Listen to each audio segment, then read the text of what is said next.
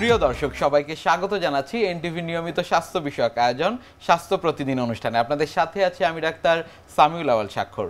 প্রতিদিনের মতো আজও আমরা একটি গুরুত্বপূর্ণ বিষয় নিয়ে কথা বলবো। আজ আমাদের আলোচনার বিষয় উচ্চ ঝুঁকিপূর্ণ গর্ভাবস্থা। এই গুরুত্বপূর্ণ বিষয়টি নিয়ে আলোচনা করবার জন্য আজ আমাদের সাথে স্টুডিওতে রয়েছেন একজন বিশেষজ্ঞ চিকিৎসক। আপনাকে স্বাগত জানাচ্ছি আমাদের আজকের এই আয়োজনে। অনেক ধন্যবাদ। ম্যাডাম, উচ্চ ঝুঁকিপূর্ণ গর্ভাবস্থা আমরা কখন বলতে পারবো? উচ্চ ঝুঁকিপূর্ণ গর্ভাবস্থা বা হাই রিস্ক প্রেগন্যান্সি, সেটা ওই কন্ডিশনটা তখনই বলা হবে যখন নাকি কিছু স্বাস্থ্য সমস্যা গর্ভস্থ শিশু অথবা মার জীবনেরও আশঙ্কা হয়ে যেতে পারে। নিশ্চয়ই। কারা আসলে এই ঝুঁকির মধ্যে রয়েছে? এই ঝুঁকিটা কিন্তু যে কোনো সময় হতে পারে, যেটা হচ্ছে প্রেগন্যান্সির শুরু থেকে অথবা প্রেগন্যান্সি খুব সুন্দরভাবে যাচ্ছে, তারপরেও আবার হঠাৎ করে কোনো বলা নাই, হঠাৎ করেই কিন্তু এটা আসতে পারে। যার জন্য হাই রিস্ক প্রেগন্যান্সি স্ক্রিনিংটা কিন্তু একদম প্রতি স্টেপে স্টেপে অ্যান্টিনেটাল চেকআপে করা হয়। এখন কাদের কাদের এটা হতে পারে সেটা হচ্ছে যে প্রেগন্যান্সির আগে কিছু কিছু কন্ডিশন আছে, স্বাস্থ্যগত সমস্যা আছে, যেগুলি থাকলে নাকি ওনারা হাই রিস্ক প্রেগন্যান্সি হিসেবে পরবর্তীতে চিহ্নিত হবে। সেগুলি হচ্ছে উচ্চ রক্তচাপ যদি থাকে, ডায়াবেটিস যদি থাকে, মূত্রনালীর সংক্রমণ যদি থাকে, হার্ট ডিজিজ, কিডনি ডিজিজ, তারপর হচ্ছে যে কোনো অটোইমিউন ডিজিজ যেমন এসএলই বিশেষ করে এরকম যদি থাকে, তারপর তার যদি কোনো ব্লাডের ডিসঅর্ডার থাকে, তাহলে তাদেরকে অবশ্যই প্রেগন্যান্সির পূর্বেই চিহ্নিত করা দরকার এসব পেশেন্টদের। এবং তারা যদি প্রি কনসেপশনাল কাউন্সিলে না আসে, তারপর প্রেগন্যান্সির শুরুতেই আমাদেরকে স্ক্রিন আউট করে এই পেশেন্টগুলিকে বের করতে হবে এবং তাদেরকে হাই রিস্ক পেশেন্ট চিহ্নিত করব। আর এছাড়া দেখা যায় যে কেউ যদি আগে থেকেই তার ওবেসিটিতে ভুগে, তখন কিন্তু তাকেও আমরা হাই রিস্ক প্রেগন্যান্সি বলে চিহ্নিত করব, কারণ এই পেশেন্টগুলি পরবর্তীতে ডায়াবেটিস রোগে আক্রান্ত হতে পারে, যেটা নাকি আমরা প্রেগন্যান্সি জনিত ডায়াবেটিস বলি। আবার উচ্চ রক্তচাপ, ওটাকেও আমরা প্রেগন্যান্সি জনিত উচ্চ রক্তচাপ বলি। আর এছাড়া যদি যমজ বাচ্চা, যেটাকে আমরা বলি যে একাধিক বাচ্চা যদি একই সাথে পেটে বেড়ে ওঠে, যেটাকে টুইন প্রেগন্যান্সি বলি, অনেক সময় দুইটার বেশিও বাচ্চা পেটের মধ্যে একই সাথে বেড়ে ওঠে, সেটাকেও আমরা ঝুঁকিপূর্ণ প্রেগন্যান্সি বলি। তারপর এখন আসা যাক বয়স নিয়ে। যদি দেখা যায় যে সেই মেয়েটার বয়স 18 বছরের কম, অথবা যদি দেখা যায় 35 বছরের বেশি, তাহলেও এটাকে আমরা ঝুঁকিপূর্ণ প্রেগন্যান্সি বলবো। আর এছাড়া লাইফস্টাইলের ফ্যাক্টর আছে, যেমন ধূমপানের অভ্যাস থাকে অথবা অ্যালকোহলের অভ্যাস থাকে, এমন ড্রাগ যদি সে নিয়ে থাকে যেই ড্রাগ তার জন্য প্রেগন্যান্সিতে নেওয়া ঠিক না, তাহলেও সে কিন্তু ঝুঁকিপূর্ণ প্রেগন্যান্সি আমরা আখ্যায়িত করব। ম্যাডাম, চিকিৎসকের কাছে আসলে অ্যান্টিনেটাল ভিজিট সেটি আসলে কয়বার হওয়া বাঞ্ছনীয়? WHO এর মতে হচ্ছে 16 to 24 উইকসের মধ্যে একবার, তারপর 28 থেকে 32 উইকসের মধ্যে একবার, তারপর 34 উইকসে, দেন 36 উইকসে ন্যূনতম 4 বার ভিজিট।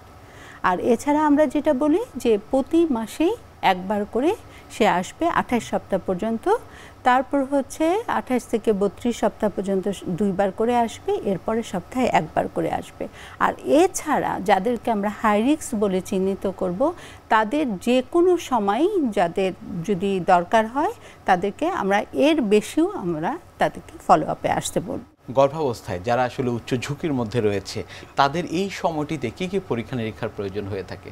হাই রিস্ক প্রেগন্যান্সি যেটা স্ক্রিন আউট করা, এটা শুরুতেই যেটা অ্যান্টিনেটাল চেকআপের মধ্যে পড়বে, যে আমরা আগে জিজ্ঞাসাবাদ করব, তার হিস্ট্রি নিব, একটা ব্রিফ হিস্ট্রি নিতে হবে। হয়তো এই মেয়েটা তার যে প্রেশার আছে বা ডায়াবেটিস আছে সে হয়তো জানেও না, বা হয়তো জানে সে বলার দরকার মনে করছে না। এই জন্য একজন চিকিৎসকের একটা বড় দায়িত্ব আছে, তাকে এটা জিজ্ঞাসাবাদের মাধ্যমে এটা বের করতে হবে। তার যদি এই ধরনের হিস্ট্রি থাকে যে তার ডায়াবেটিস আছে, সে ডায়াবেটিসের জন্য ড্রাগ নিচ্ছে, সেই ড্রাগটা, যেই ওষুধটা তার নাকি প্রেগন্যান্সিতে তার জন্য সেফ না, তখন আমাকে করতে হবে কি অতি সত্বর এই তার কিন্তু ডায়াবেটিসের চিকিৎসা আমি বন্ধ করতে পারবো না, তাই না? কিন্তু তার এমন ওষুধ দিতে হবে যেই ওষুধটা বা ইনসুলিন তার জন্য প্রযোজ্য, প্রেগন্যান্সিতে তার জন্য সেফ।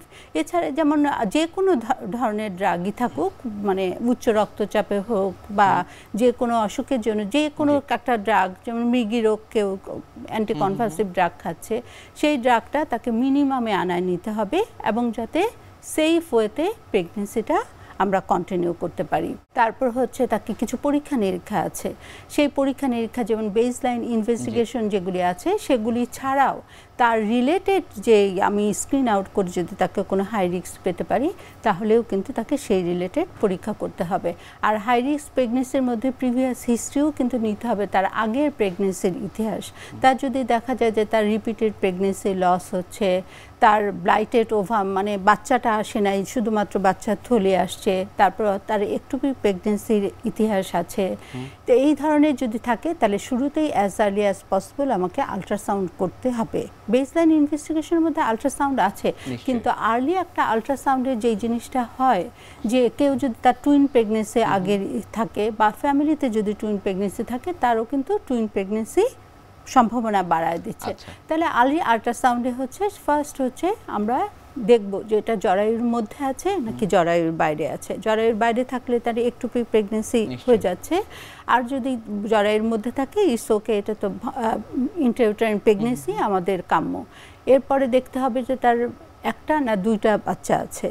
তারপর হচ্ছে জরায়ুর অবস্থাটা কেমন, জরায়ুর কি আশেপাশে কোনো জরায়ুর মধ্যেই কোনো আলাদা কোনো টিউমার বা কিছু দেখা যাচ্ছে কিনা, এটাও কিন্তু একটা অ্যাবনর্মাল কন্ট্রাকশন হয়ে মিসক্যারেজ হয়ে যেতে পারে, বাচ্চা হতে পারে। এছাড়া জরায়ুর বাইরে ওভারির অবস্থা বা অ্যাবনর্মাল কিছু কোনো প্যাথোলজিক্যাল কন্ডিশন আছে কিনা। তারপর হচ্ছে বাচ্চার জেস্টেশনাল এজ, অনেকে আছে তার আগে মাসিক অনিয়মিত ছিল, এর মধ্যেই সে প্রেগনেন্ট হয়েছে, অ্যাকচুয়াল এজটা আমরা বের করতে পারবো।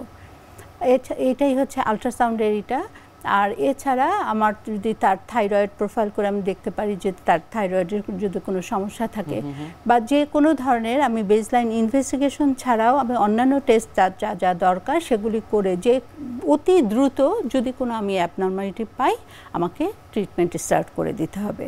নিশ্চয়ই। উচ্চ ঝুঁকিপূর্ণ গর্ভাবস্থা এর সাথে আসলে পারিবারিক ইতিহাস সম্পৃক্ত কিনা? কারো যদি প্রেশার ডায়াবেটিস বাবা মার থাকে তাহলে সেটা সন্তানের মধ্যে আসতেই পারে, বংশ পরম্পরায়, যে বংশ পরম্পরায় আসতে পারে। তারপরে যেমন প্রেগনেন্সি, টুইন প্রেগনেন্সির কথা বললাম, সেটাও মা খালা এদের থাকলে, বোনের এদের থাকলে চলে আসতে পারে। এই যে গর্ভাবস্থার যে সময়টি রয়েছে এই সময় আসলে বিপদের যে সম্মুখীন হয় অনেক সময় মারা, সেগুলো আসলে কি কি? কারো যদি মিসক্যারেজের হিস্ট্রি থাকে তাকে কিন্তু আমি সেই ধরনের মেডিসিন দিব এবং তাকে পরিপূর্ণ রেস্টে থাকতে বলবো যদি দরকার হয়। তারপর যদি পেটে ক্র্যাম্পিং লাইক ব্যথা, তারপর যোনিপথে যদি রক্ত যায় সে সাথে সাথে যোগাযোগ করবে। আর হচ্ছে প্রেগনেন্সি যদি কন্টিনিউ করতে থাকে, অনেক সময় সেই ইতিহাস থাকে যে বাচ্চা পেটের ভিতরে মারা গেছে।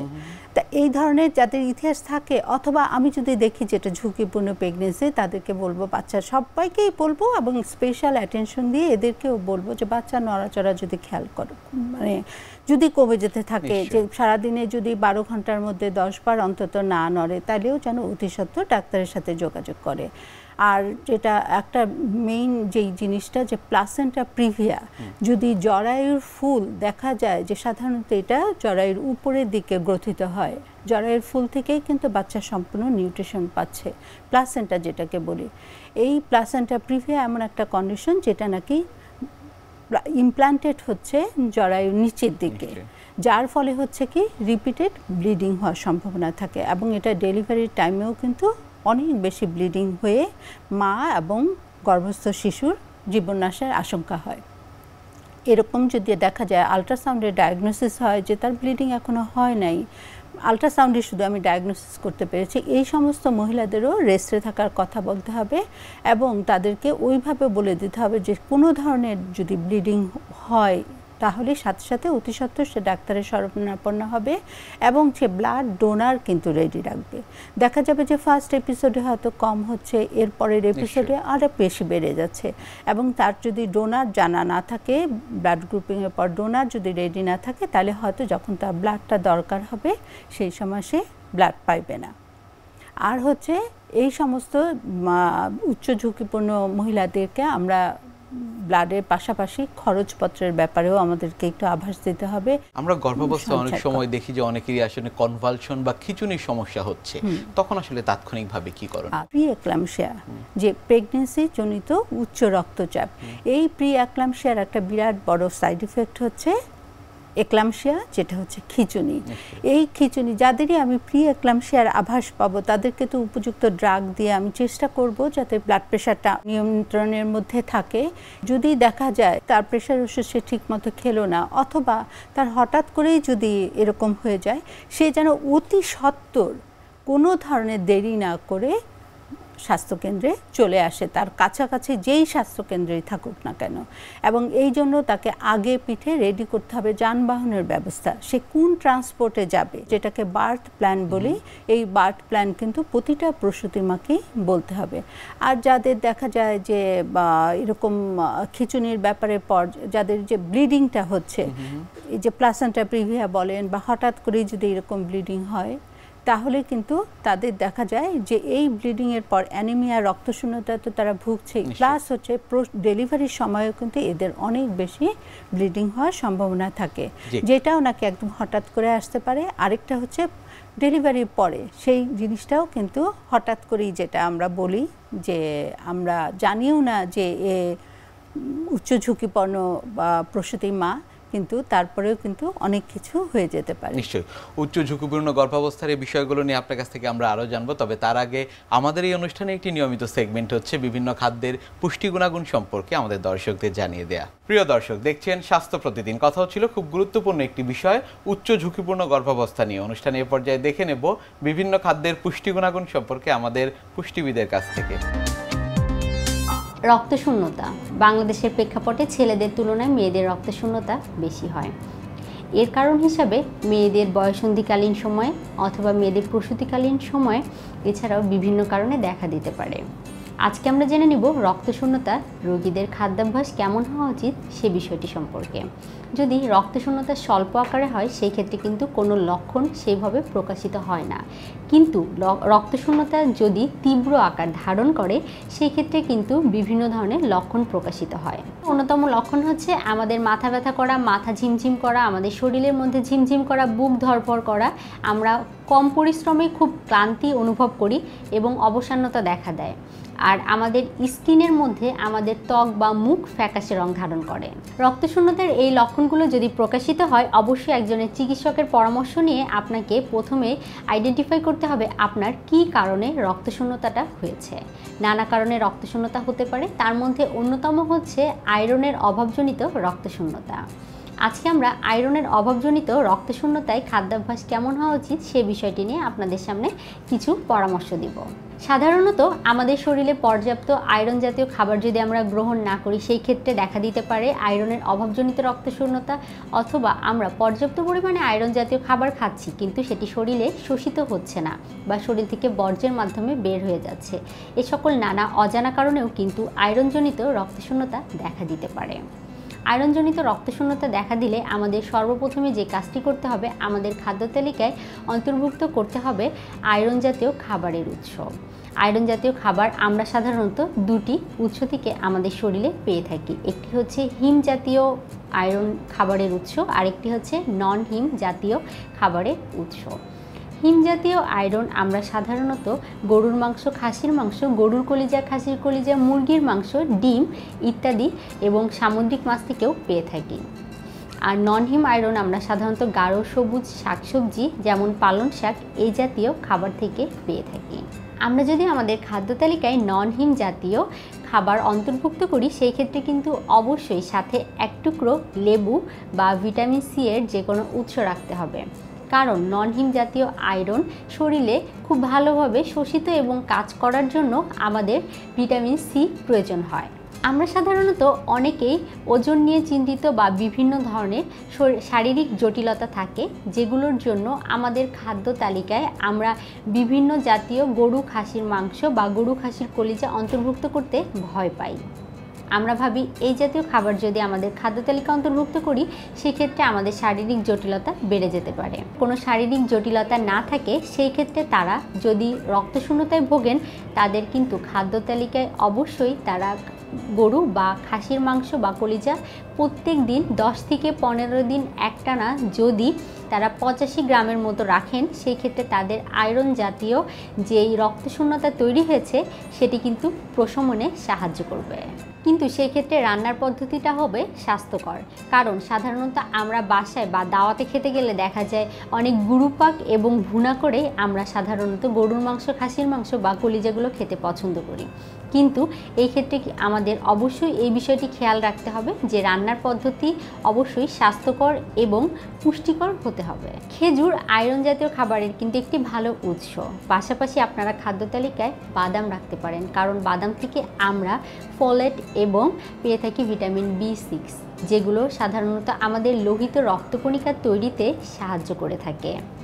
আমাদের শরীরে যদি লোহিত রক্তকণিকার পরিমাণ কম থাকে বা উৎপন্নই না হয়, সেই ক্ষেত্রে কিন্তু দেখা যাবে যে আমরা হাজার আয়রন জাতীয় খাবার খেয়ে কোনো লাভ হবে না এবং রক্তশূন্যতা কমাতে সেটি কখনোই সাহায্য করবে না।